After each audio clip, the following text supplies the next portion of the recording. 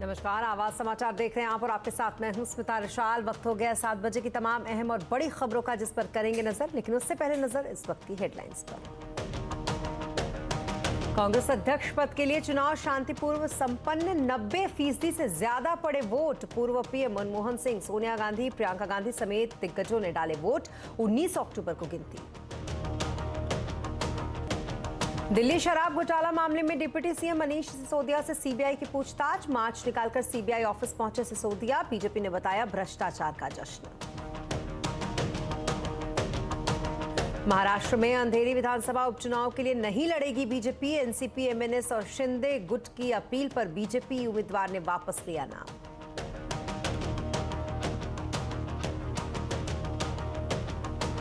कारोबारी हफ्ते की बढ़िया शुरुआत। बैंकिंग, फाइनेंशियल, ऑटो में अच्छी तेजी, लेकिन मेटल और रियलिटी पर दबाव। सेंसेक्स 491 तो निफ्टी 126 अंक चढ़कर बंद। प्रधानमंत्री मोदी ने की फर्टिलाइजर सेक्टर में बड़े रिफॉर्म की शुरुआत। 600 पीएम किसान समृद्धि केंद्र का उद्घाटन। किसानों के खाते में डाले गए कुल 16,000 करोड़ रुपए। क्रिप्टो रेगुलेशन के लिए भारत दुनिया के सामने रखेगा ड्राफ्ट। अगले महीने से शुरू होने वाली G20 की बैठक में सहमति बनाने की होगी कोशिश। CNBC आवाज एक्सक्लूसिव।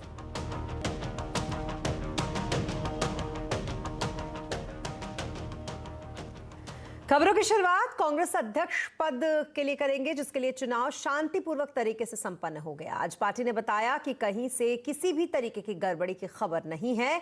कांग्रेस ने बताया कि 90% से ज्यादा टर्नआउट रहा। 19 अक्टूबर को इसकी गिनती होगी। वोटिंग करने के लिए दिग्गज भी आज जुटे थे। सोनिया गांधी, राहुल गांधी, मनमोहन सिंह समेत कई दिग्गजों ने अपने मताधिकार का इस्तेमाल किया। दरअसल अध्यक्ष पद के लिए कांग्रेस के वरिष्ठ नेता मल्लिकार्जुन खड़गे और सांसद शशि थरूर के बीच सीधा मुकाबला है। 24 साल में यह पहला मौका है जब कांग्रेस अध्यक्ष पद के लिए नेहरू गांधी परिवार का कोई भी सदस्य मैदान में नहीं है। तो वहीं चुनाव पूरा होने के बाद कांग्रेस चुनाव प्राधिकरण के चेयरमैन मधुसूदन मिस्त्री ने कहा कि पारदर्शिता के साथ कांग्रेस पार्टी ने चुनाव कराया और दूसरी राजनीतिक पार्टियां कांग्रेस से ये लोकतंत्र पर सीख सकती हैं कि कैसे लोकतंत्र को जीवंत रखा जाता है। बहुत बड़ी अचीवमेंट है और पॉलिटिकल पार्टी डेमोक्रेटिकली बिल्कुल ओपन प्रोसेस के साथ में मीडिया के सामने सब चीज़ ओपन होते हुए और करते हुए पूरी इलेक्शन की प्रोसेस शांतिपूर्ण हिसाब से की जा रही है। जो कोई ऐसा बोलता है कहे कि पार्टी में डेमोक्रेसी नहीं है, तो ये डेमोक्रेसी का एक उदाहरण है कि पार्टी में इंटरनल डेमोक्रेसी क्या होती है, वो कांग्रेस पार्टी ने आज फिर से एक बार प्रूव करके दिया है। जो दूसरी पार्टी उससे सबक लेना चाहे तो ले सकती है। तो वहीं कांग्रेस अध्यक्ष पद के लिए वोट डालने आई सोनिया गांधी ने इस प्रक्रिया पर खुशी जताई और कहा कि वो लंबे वक्त से इस दिन का इंतजार कर रही थी।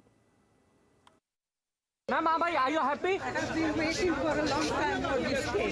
Ma'am, are you happy? I have been waiting for a long time for this day. Ma'am, are you happy? I have been waiting for a long time for this day. और इस खबर पर ज्यादा अपडेट के लिए इस वक्त हमारे साथ पल्लवी घोष हैं, उनके पास चलते हैं।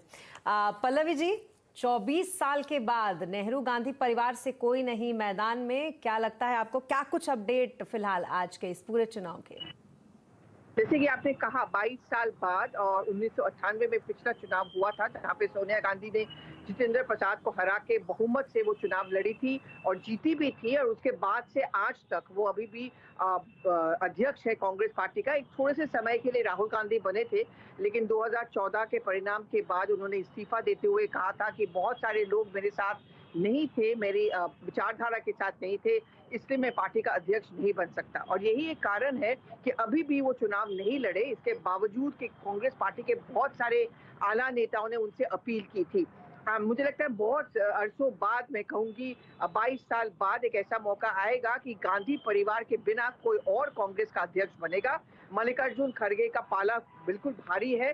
शशि थरूर ने भी चुनाव लड़ा, उनका कहना ये था कि मैं चेंज या बदलाव लाना चाहता हूं, लेकिन खड़गे के साथ बहुत सारे फैक्टर्स उनके फेवर में थे, जैसे कि उनका अनुभवी होना, वो दलित समुदाय के भी हैं, गांधी परिवार के करीबी भी माने जाते हैं। और मुझे लगता है एक हिडन सा संदेश दिया गया था जितने भी 9,000 के ज्यादा डेलीगेट्स हैं कि अगर आप वोट देंगे तो मल्लिकार्जुन खड़गे को ही दीजिए, क्योंकि ऐसे क्रिटिकल मोमेंट में जब कांग्रेस को चुनाव जीतना है, पार्टी को एकजुट करके रखना है और 2024 के लिए एक नया गाइडलाइन और खाका तैयार करना है, ऐसे में सिर्फ खड़गे ही वो लीडरशिप दे पाएंगे, शायद वो शशि थरूर नहीं दे पाएंगे। जी, लेकिन कहीं ऐसा तो नहीं होगा पल्लवी जी की एक बार फिर रिमोट कंट्रोल गांधी परिवार के हाथ में ही जा रही है कहीं ना कहीं?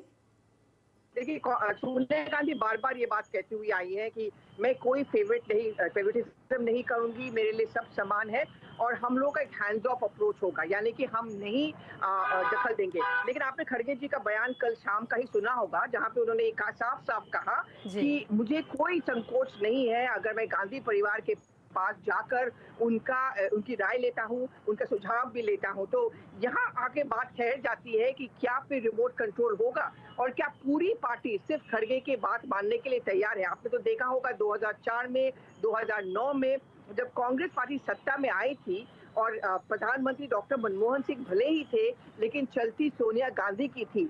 इसलिए ये आशंका अभी फिर से उभर के आई है कि भले ही मल्लिकार्जुन खड़गे या थरूर जो भी चुनाव जीतता है कांग्रेस अध्यक्ष बनेंगे, लेकिन कंट्रोल क्या गांधी परिवार के हाथ में ही रहेगा। बहुत शुक्रिया तमाम अपडेट के लिए आपका पल्लवी जी। तो कुल मिलाकर अभी संशय तो बरकरार है कि दोनों में से कौन जीतेगा, लेकिन जैसा कि पल्लवी जी भी बता रहे हैं कि पलड़ा ज्यादा भारी है खड़गे का। लेकिन हाँ, रिमोट कंट्रोल वाली बात एक बार फिर से कि आखिरकार वो कहीं फिर से गांधी परिवार के हाथ में तो नहीं रहेगा। इन सारे सवालों के जवाब आने वाला वक्त देगा, लेकिन फिलहाल गिनती जो है वो 19 अक्टूबर को इन मतों की होगी। अब आगे बढ़ेंगे और बात एक्साइज घोटाले की। एक्साइज घोटाले मामले में आज डिप्टी सीएम मनीष सिसोदिया से सीबीआई पूछताछ कर रही है, लेकिन मनीष सिसोदिया के सीबीआई दफ्तर पहुंचने से पहले आम आदमी पार्टी ने जबरदस्त हंगामा किया। मनीष सिसोदिया मार्च निकालकर सीबीआई दफ्तर पहुंचे। सीबीआई दफ्तर से पहले वो आम आदमी पार्टी के दफ्तर पहुंचे, फिर वो राजघाट भी गए। इस दौरान उनके साथ बड़ी संख्या में आप समर्थक मौजूद रहे। आपके नेता सीबीआई दफ्तर के बाहर धरने पर बैठ गए। आम आदमी पार्टी ये दावा कर रही है कि सीबीआई सिसोदिया को गिरफ्तार करने वाली है। इस बीच अरविंद केजरीवाल ने ट्वीट कर कहा कि 8 दिसंबर को गुजरात के नतीजे आएंगे। ये लोग तब तक मनीष को जेल में रखेंगे ताकि मनीष गुजरात चुनाव में प्रचार के लिए ना आ पाए।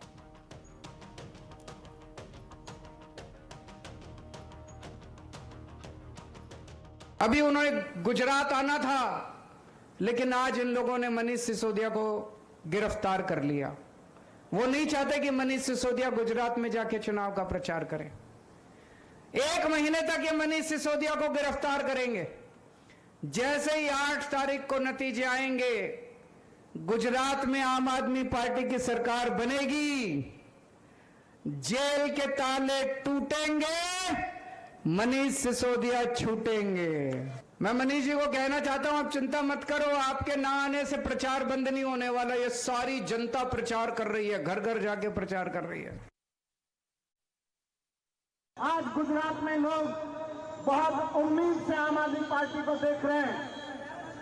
ये लोग मुझे जेल में डालने की तैयारी इसीलिए कर रहे हैं क्योंकि इनको लगता है कि मैं गुजरात जाऊंगा तो लोगों के स्कूल बनने की उम्मीद और मजबूत होगी।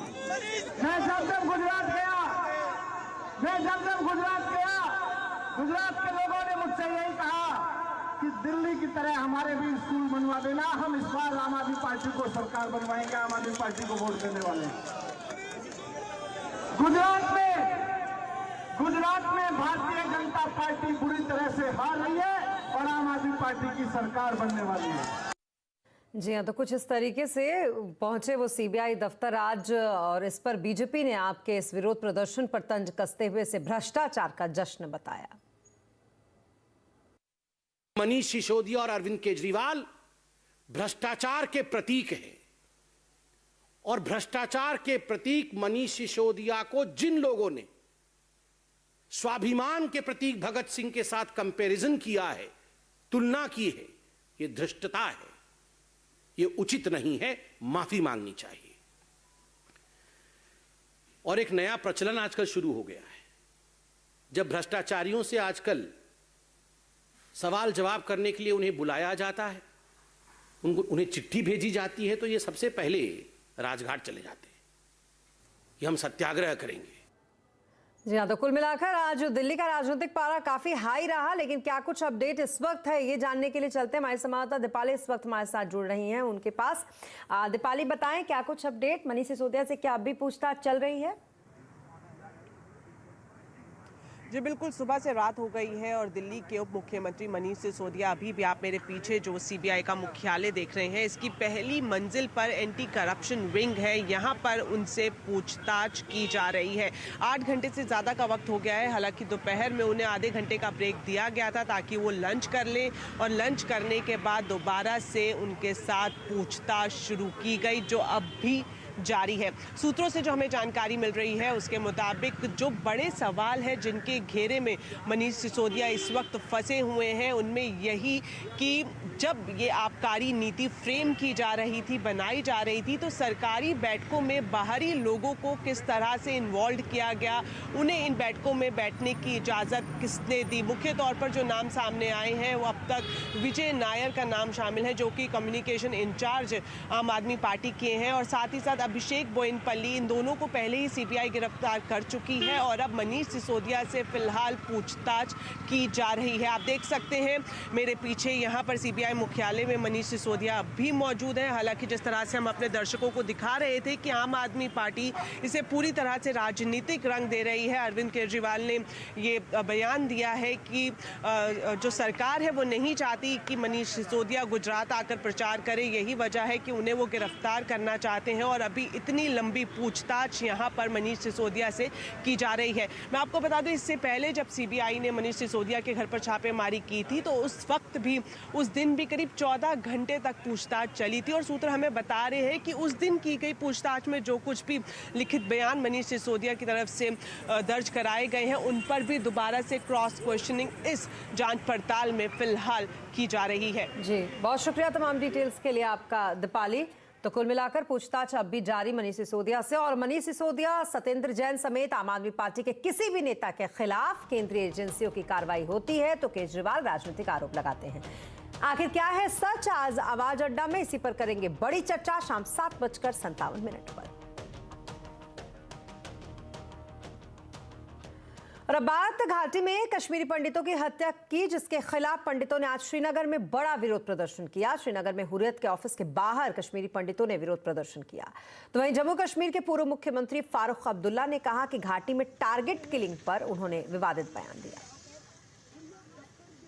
यह कभी बंद नहीं होगा, जब तक इंसाफ नहीं होगा कभी बंद नहीं होगा। और इसको बंद करने के लिए जितनी भी शोर करते हैं, कहते हैं कि जब बहुत कहते थे पहले 370 से ये हो रहा, आज तो 370 नहीं है, मेरी क्यों मृत्यु हो रही है, इसके जिम्मेवार कौन है?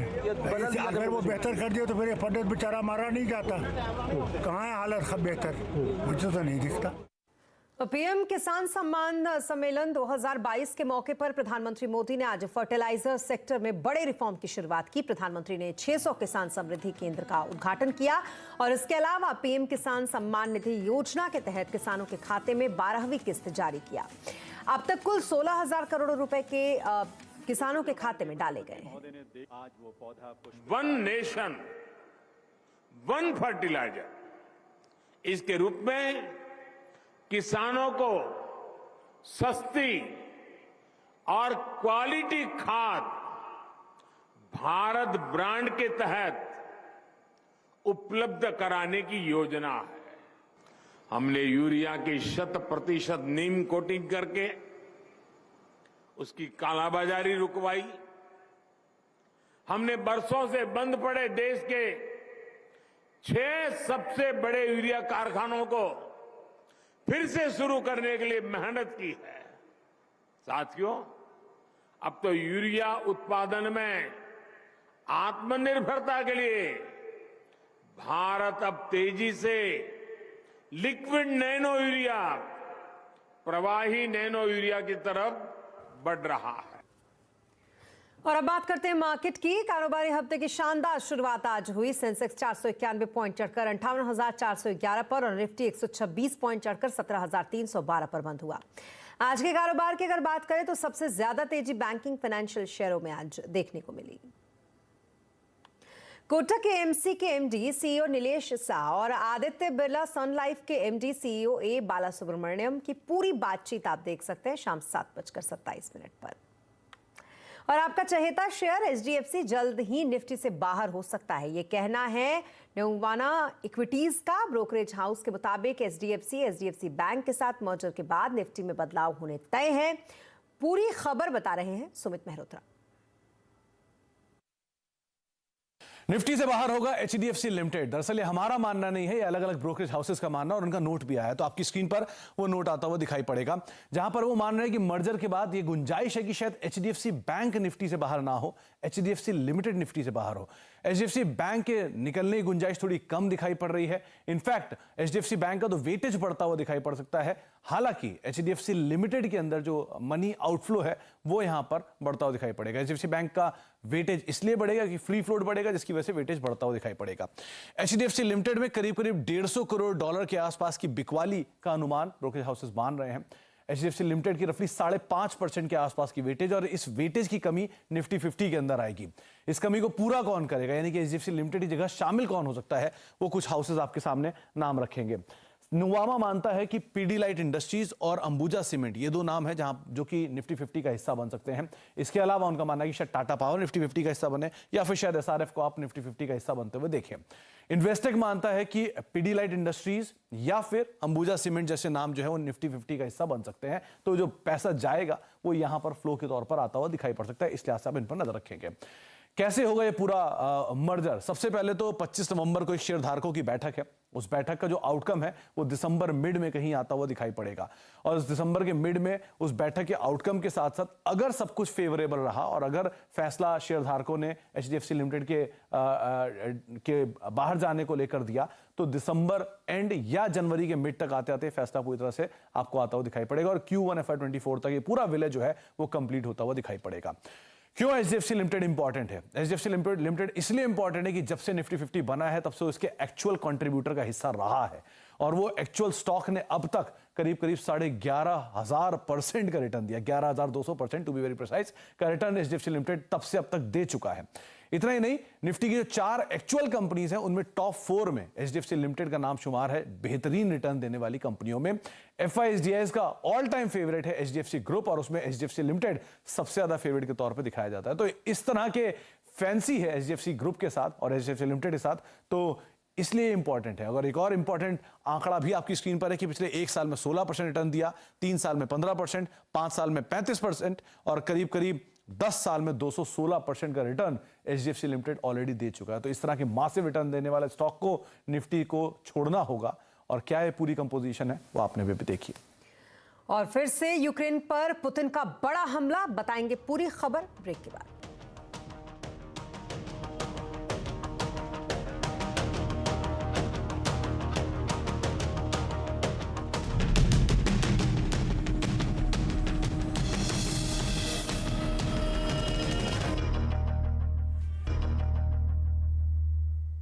और ब्रेक के बाद एक बार फिर आपका स्वागत है। अब बात क्रिप्टो करेंसी की, जिसके रेगुलेशन के लिए भारत दुनिया के सामने कानून का मसौदा रखने की तैयारी में है। सीएनबीसी आवाज को मिली एक्सक्लूसिव जानकारी के मुताबिक अगले महीने से G20 की बैठक में इस मुद्दे पर सहमति बनने की कोशिश होगी। पूरी खबर जानने के लिए चलते हैं लक्ष्मण रॉय जी के पास। लक्ष्मण जी, क्रिप्टो करेंसी को लेकर अब आगे सरकार क्या करने जा रही है? दरअसल अगले महीने से G20 देशों की बैठक भारत में होने वाली है। वैसे तो कई सारे विषय एजेंडा के तौर पर हैं, लेकिन उनमें एक महत्वपूर्ण विषय जो होने वाला है वो क्रिप्टो करेंसी को लेकर के। दरअसल G20 देशों के जो सदस्य देश होंगे उनके बीच में आम सहमति बनाने की कोशिश होगी कि क्रिप्टो एसेट का रेगुलेशन कैसे किया जाए।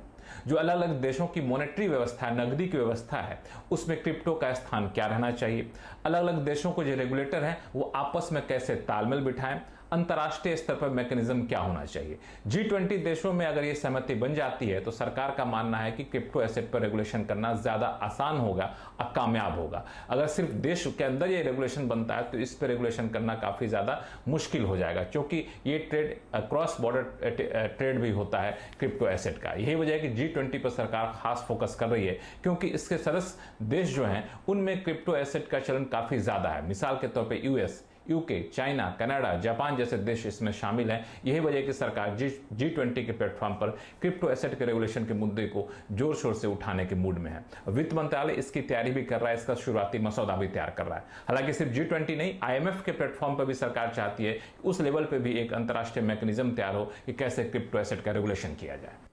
बहुत शुक्रिया तमाम डिटेल्स के लिए आपका लक्ष्मण जी। और अब बात करेंगे यूक्रेन की, क्योंकि यूक्रेन पर रूस के हमले और तेज होते जा रहे हैं। आज एक हफ्ते में ही दूसरी बार की ऊपर पुतिन ने ताबड़तोड़ ड्रोन स्ट्राइक कराए। हमें जानकारी मिल रही है कि सुबह से ऐसे 20 हमले हो चुके हैं। कई रिहायशी इमारतें तबाह हो गई हैं, कुछ जगहों पर आग भी लगी हुई है। राहत और बचाव काम तेजी से यहां जारी है। इससे पहले रूस ने पिछले हफ्ते ब्रिज अटैक का बदला लेने के लिए कीव और उसके आसपास के इलाकों में बड़े हमले किए थे। और इसी के साथ इस बुलेटिन में फिलहाल इतना ही, लेकिन खबरों पर लगातार अपडेट के लिए आप बने रहे CNBC आवाज के साथ। नमस्कार।